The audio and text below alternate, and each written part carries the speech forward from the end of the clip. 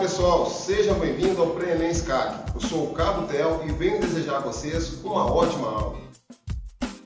Olá, futuros aprovados, tudo bem com vocês? Espero que estejam bem, espero que a rotina de estudos esteja a todo vapor e vamos dar início à nossa aula 6.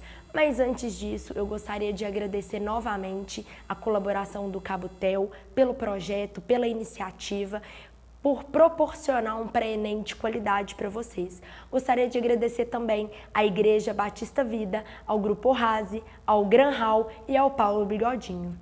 Vamos dar início então à aula 6.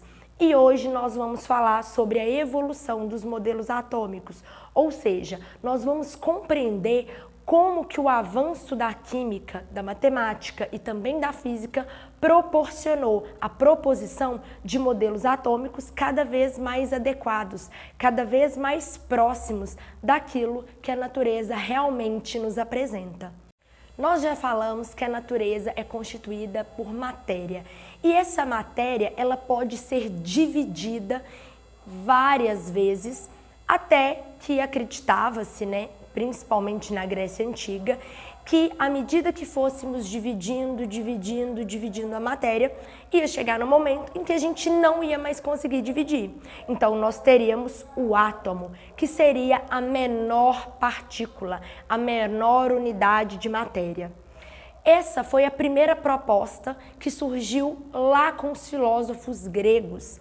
E como a matéria está presente em tudo que nós conhecemos, em todos os materiais, os filósofos gregos propuseram que existia uma matéria fundamental e que era ela que dava origem a tudo o que existia no universo.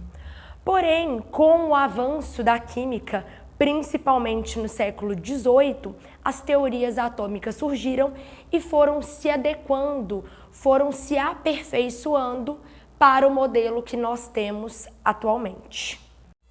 Bom, a gente vai trabalhar antes dos modelos atômicos com duas leis ponderais. A primeira lei, vocês já devem ter ouvido falar, é a lei de Lavoisier. É a lei também conhecida como conservação das massas.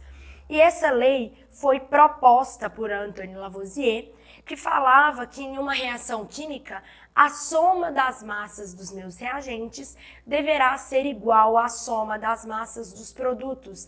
Isso significa que, na natureza, nada se perde, nada se cria, tudo se transforma. Bom, essa proposta de Lavoisier, ela é válida para sistemas fechados. Por quê? Imagine que eu faço um experimento, uma reação de combustão. Eu vou colocar fogo em uma folha de papel. Se eu pesar a minha folha de papel inicialmente e pesar a minha folha de papel, os resíduos da combustão, as cinzas da combustão, eu vou obter uma massa menor. Por quê? Na reação de combustão ocorre liberação de gases, compostos vaporosos, CO2, por exemplo, que é o gás carbônico. Então, esse gás, ele tem uma massa e essa massa precisa ser contabilizada.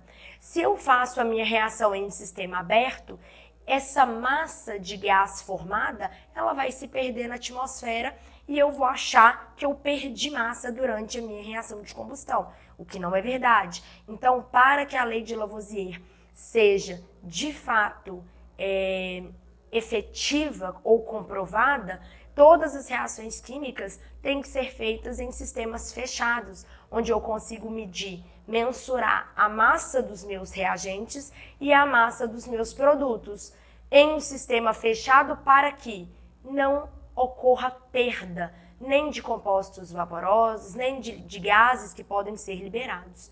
Então, a primeira lei ponderal é essa. A lei de conservação das massas, onde eu tenho quantidade de reagente e quantidade de produtos iguais. Isso significa que numa reação química, o que vai acontecer é basicamente a reorganização dos átomos. Eu não vou criar átomos e também não vou perder átomos. A única coisa que vai acontecer é que os meus átomos vão se combinar de maneiras diferentes. Nós temos aí, como exemplo da lei de conservação das massas, uma reação entre o magnésio e o oxigênio, formando o óxido de magnésio. Observe que a massa dos reagentes soma 40 gramas, 24 gramas de magnésio e 16 gramas de oxigênio. E, obviamente, a massa de produto formado, que é óxido de magnésio, ela também vai somar 40 gramas. Isso significa que eu começo com 40 gramas e eu termino a minha reação com 40 gramas. Lei de conservação das massas de Lavoisier. Outro exemplo está mostrado aí para vocês na reação de síntese da água. Observe, eu tenho hidrogênio gasoso e oxigênio gasoso, e essas moléculas estão se combinando para formar vapor de água. Observem, pessoal, que nós temos aí 2H2. O que isso significa? Que nós temos duas moléculas de gás hidrogênio. Isso significa que no total nós temos 4 átomos de hidrogênio. É como se eu multiplicasse o meu índice, que é o número pequenininho que está lá do lado do hidrogênio, com o meu coeficiente, que é o meu número grandão que está na frente do hidrogênio, ok? Nós mais para frente vamos falar sobre a descrição de uma reação química e como que a gente expressa esses valores. Por enquanto, observem que eu começo a minha reação com 4 átomos de hidrogênio e 2 átomos de oxigênio. E eu termino a minha reação com os mesmos 4 átomos de hidrogênio e os mesmos 2 átomos de oxigênio, evidenciando que os hidrogênios se romperam para se ligarem ao oxigênio, formando uma nova combinação que vai dar origem a uma nova molécula que tem propriedades químicas diferentes. Eu não criei átomo e não perdi átomo, eu apenas reorganizei. É a mesma coisa se eu tenho uma sala de aula com os alunos dispostos em fileiras, com aquele mesmo grupo, com aqueles mesmos alunos presentes na sala de aula, de quantas fileiras eu consigo organizá-los, né? Quantas maneiras diferentes eu consigo ordenar esses alunos? Uma série, né? A análise combinatória está aí para isso, a matemática, inclusive, consegue calcular isso. Então, observem, eu tenho que conservar as minhas quantidades e o que vai acontecer é apenas uma reestruturação, é uma reorganização. Bom, então essa lei foi a lei de Lavoisier, conservação das massas. A segunda lei é a lei de Proust, ou lei das proporções definidas. E a lei de Proust, ela é baseada numa receita. É como se fosse o seguinte, Proust propôs que existe uma proporção definida para cada molécula. Então, se eu dobro a quantidade de um determinado reagente, eu vou dobrar a quantidade de todos os outros reagentes e, consequentemente, eu preciso dobrar ou eu vou dobrar a quantidade de produto final que vai ser formado. A mesma coisa acontece se houver uma redução. Se eu quiser obter apenas metade do meu produto, eu preciso dividir por 2 as minhas quantidades iniciais, ou seja, é como se eu estivesse utilizando apenas metade da receita. Então, eu reduzo pela metade todos os meus reagentes e, por óbvio, obtenho apenas metade da quantidade de produto final. Essa lei das proporções definidas, ou lei de Proust, deu início aos estudos sobre o modelo atômico e sobre as combinações que os átomos podem fazer para formar as moléculas. Nós temos aí como exemplo a síntese da molécula de amônia. A molécula de amônia tem a fórmula NH3, ou seja, eu preciso de um nitrogênio para cada 3 hidrogênios. Mas vamos falar por enquanto apenas em massa. Então, a tabela mostrada aí para vocês demonstra que no momento A, a reação foi feita com 7 gramas de nitrogênio. No momento B, a reação foi feita com o dobro da quantidade de nitrogênio. Observe o que aconteceu com a massa de hidrogênio, que é o outro reagente, ela também dobrou. E o que aconteceu com a massa de amônia, que é o nosso produto? Também dobrou. Então, a lei das proporções definidas demonstra que se eu quero aumentar, se eu quero dobrar as quantidades, eu preciso fazer isso com todos os reagentes. E se eu quero diminuir as quantidades, isso também tem que ser feito na mesma proporção e com todos os reagentes, para que eu consiga determinar a quantidade de produto final adequada. Novamente, nós temos aí o exemplo da molécula de água. Observe que nesse caso, nós temos a síntese da água, né, no primeiro caso, e agora nós temos a quebra, a decomposição. Então, eu vou começar aí com 2 moléculas de água e eu vou dobrar a minha quantidade. Então, veja aí no exemplo, pessoal, eu tinha 2 moléculas de água que, ao serem quebradas, davam origem a 4 moléculas totais, né, de água, se eu quiser dobrar as minhas quantidades. E aí, o que vai acontecer com os meus reagentes? Eles também são dobrados. Então, se eu precisava de 2 moléculas de gás hidrogênio, agora eu preciso de 4. Se eu precisava de 1 molécula de gás oxigênio, agora eu preciso de 2. Então, observe, se eu dobrei a minha quantidade de produto, eu preciso dobrar a quantidade de reagente. E assim por diante. Pessoal, então, com base nessas 2 leis ponderais, que são a lei de Lavoisier e a lei de Proust, nós vamos começar a determinar a evolução aí dos modelos atômicos. O primeiro modelo é conhecido como modelo de Dalton, porque foi Dalton que fez as primeiras propostas sobre o comportamento de um átomo, sobre como era um átomo, quais eram suas características. E aí nós vamos entender como essa evolução dependeu da química, da física e também da matemática. Então a ideia de Dalton, ela já tinha sido inspirada nas ideias dos filósofos, qual que era o princípio então? Desde a Grécia já tinha-se o conceito de matéria fundamental. Leucipo e Demócrito foram os filósofos gregos que foram os primeiros a propor essas ideias e Dalton só fez uma reformulação.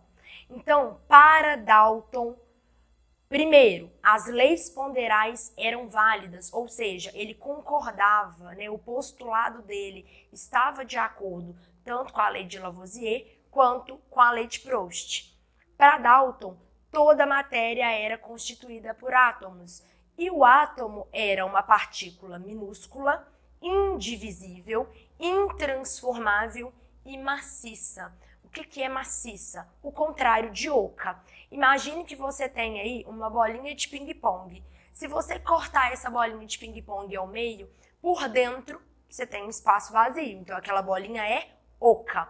Para Dalton, a esfera, né, o átomo, ele era uma esfera maciça, ou seja, uma esfera completamente preenchida por dentro, como se fosse uma bolinha de gude ou uma bolinha de sinuca. Por isso que o modelo de Dalton ficou conhecido como o modelo da bola de bilhar. Para nós aqui, é como se fosse uma bola de sinuca, completamente preenchida por dentro. Dalton também propôs que os átomos de um mesmo elemento químico, eles possuem propriedades idênticas, como, por exemplo, o tamanho e a massa. Então, observe que, para Dalton, já existiam átomos diferentes que davam origem a materiais diferentes. Mais para frente, nós vamos voltar a conversar sobre isso. E uma outra coisa importante é a reafirmação das leis ponderais. Então, um dos postulados de Dalton falava que os átomos se combinam numa proporção numérica e definida para formar os compostos, que é nada mais e nada menos do que a lei de Proust. E ele também postulou que em uma reação química ocorre apenas o rearranjo tridimensional dos átomos, ou seja, os átomos apenas se combinam de uma maneira diferente, que é basicamente a lei de Lavoisier. Então, o modelo de Dalton, ele basicamente pegou as leis ponderais, reformulou e acrescentou as características de que o átomo era maciço, era intransformável, ou seja, um átomo de um elemento químico não pode se transformar em um átomo de outro elemento. Ele tem uma propriedade intrínseca, né? Então essas foram as primeiras ideias que surgiram acerca da teoria atômica. Bom, a figura ilustra como Dalton desenhava ou esboçava os elementos. Obviamente, não tinham se descoberto todos os elementos, né? Os estudos da química estavam apenas sendo iniciados, mas ele já tinha uma boa noção de que existiam elementos diferentes. Então, ele já representava o hidrogênio. Tá aí como azoto. Azoto deu origem ao nitrogênio, ok, pessoal? Então, os compostos, as azidas, são compostos nitrogenados. Tá? Muitos nomes sofreram mudanças, muitos nomes que aparecem nesse esboço, na verdade, viraram uma classe de materiais, mas o fato é que ele já tinha noção de que existiam átomos diferentes.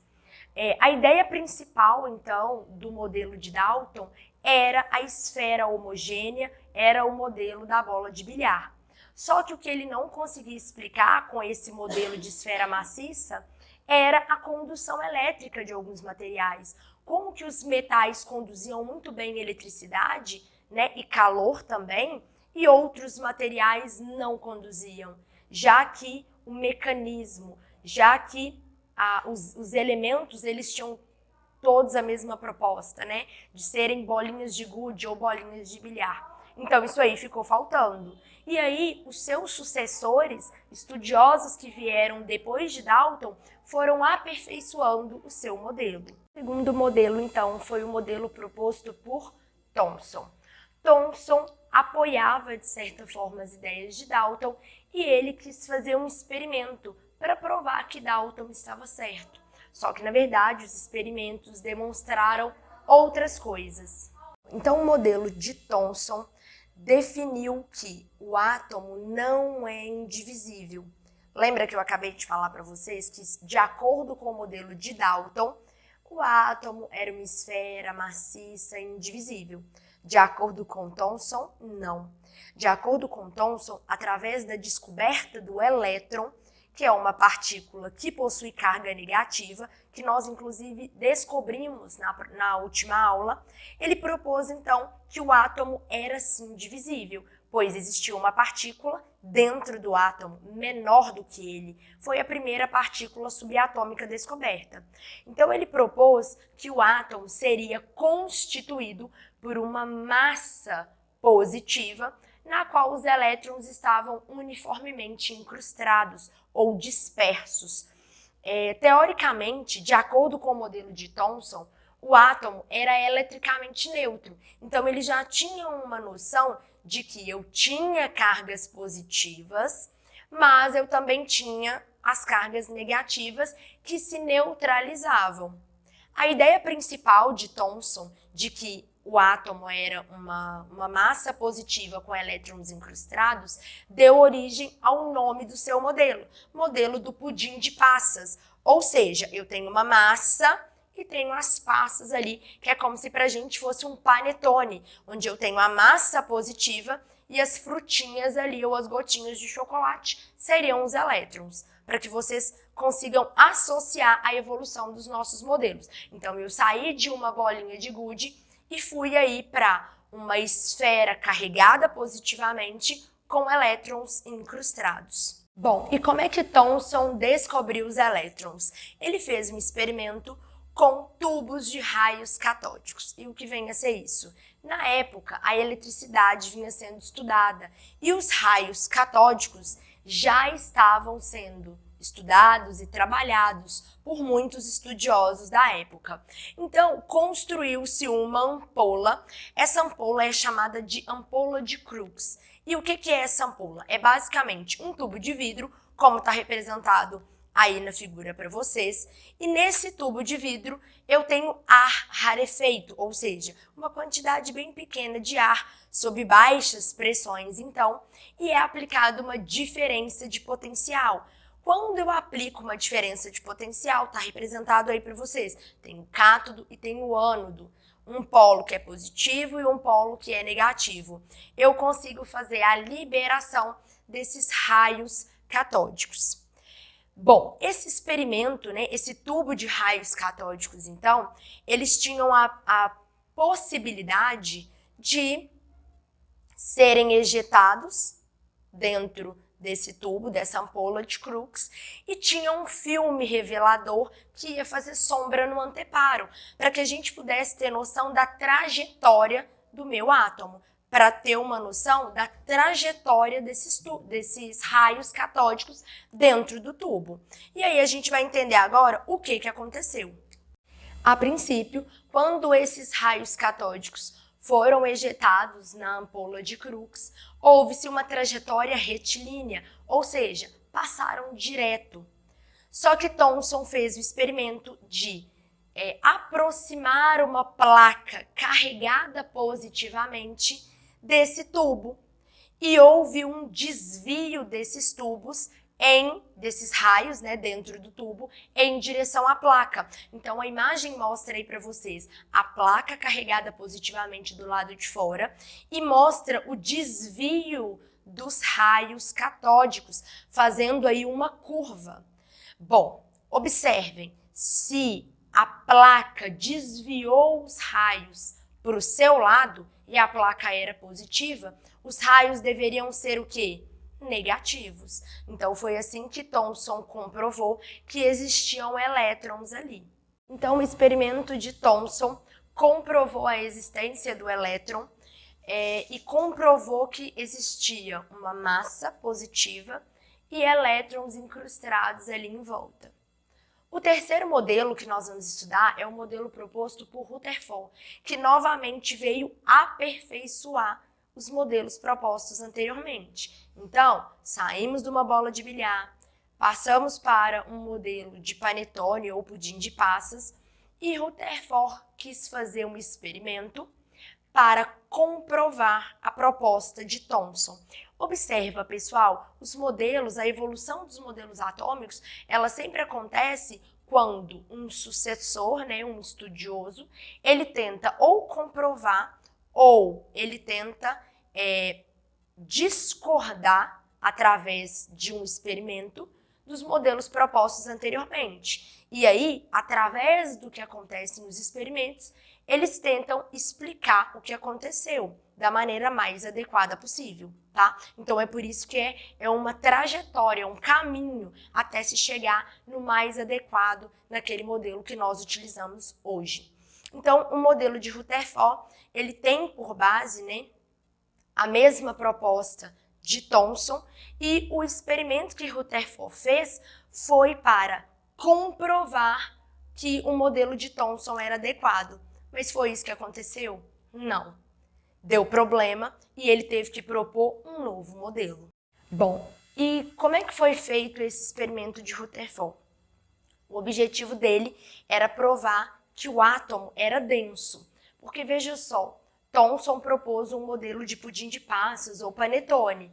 Então, Rutherford queria provar, através desse experimento, que os raios que iam passar pela nossa amostra, eles teriam grandes desvios. Vamos observar. A figura mostra que nós temos um anteparo. Nesse anteparo, nós temos uma lâmina de ouro. Nessa lâmina de ouro, obviamente, temos átomos de ouro. Na parte de fora, nós temos um detetor de partículas de sulfeto de zinco. E o experimento de Rutherford consistia em bombardear uma lâmina de ouro com partículas alfa. Partículas alfa são partículas positivas derivadas de elementos radioativos. Então, ele pegou uma amostra de polônio, que é um elemento radioativo, colocou dentro de uma caixinha de chumbo. Para quê? Para garantir que eu só ia emitir raio por um pequeno orifício nessa caixinha, ou seja, ele queria emitir partículas alfa apenas na direção da lâmina de ouro. Então, olha só, a emissão aconteceu e nós temos que boa parte dos raios, né, das partículas alfa, passou direto. Se nós fôssemos considerar o modelo atômico de Thomson, esperava-se enormes desvios. Por quê, pessoal? Se eu tenho uma massa positiva, como Thomson propunha, e eu vou bombardear essa massa com partículas também positivas, o que eu esperaria? Repulsão. O que eu esperaria? Grandes desvios. Eu esperaria que as minhas partículas alfa batessem nos átomos de ouro e sofressem aí um desvio muito grande. Só que não foi isso que aconteceu. Grande parte das partículas manteve a sua trajetória e, com isso, Rutherford propôs uma nova explicação.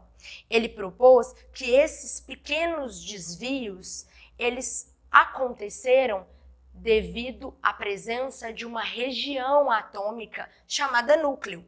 Então, olha só, Rutherford propôs que existia um núcleo denso e positivo e existia a eletrosfera, que era uma região vazia. Por que vazia? Porque existiam apenas elétrons ali, muito dispersos, e por causa dessa região vazia é que os meus raios tinham passado direto.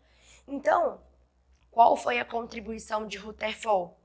Existência do núcleo, existência da eletrosfera, e ele inclusive conseguiu, através dos ângulos dos desvios sofridos pelas partículas alfa, ele calculou o tamanho relativo do núcleo com relação à eletrosfera. Olha que interessante, tudo isso com base nesse experimento. Então, o modelo de Rutherford ficou conhecido como um modelo planetário, onde existia um núcleo central, denso, constituído de carga positiva, e existiam aí a eletrosfera com os elétrons girando aí em torno desse núcleo. É interessante fazer uma comparação com esse modelo planetário, porque foi assim que ele ficou conhecido. É como se fosse o Sol centralizado e os planetas girando em torno dele. Então, nós temos o modelo de Dalton, o modelo da bola de bilhar, depois, contribuição de Thomson, existência do elétron, depois, contribuição de Rutherford, existência do núcleo, e que os elétrons ficavam girando em torno dele. Na próxima imagem, a gente esboça o modelo planetário proposto por Rutherford e as suas contribuições. Descoberta do próton, que é uma partícula com carga positiva, a proposição de que a eletrosfera era um imenso espaço vazio e o que eu já tinha mencionado antes, né, que o modelo principal era o modelo planetário, foi assim que ele ficou conhecido. Qual era a principal crítica? Já que os elétrons estavam se movimentando em volta do núcleo, por que os elétrons não caíam no núcleo? Já que um é positivo e o outro é negativo, por que eles não se atraíam? Por que o elétron continuava só orbitando em volta do núcleo, mas não se aproximava dele ao ponto de se chocarem? Rutherford não tinha condições de explicar isso. E aí veio o modelo atômico proposto por Bohr, que nós vamos ver na nossa próxima aula. Muito obrigada, pessoal. Teremos parte 2 da nossa aula, então.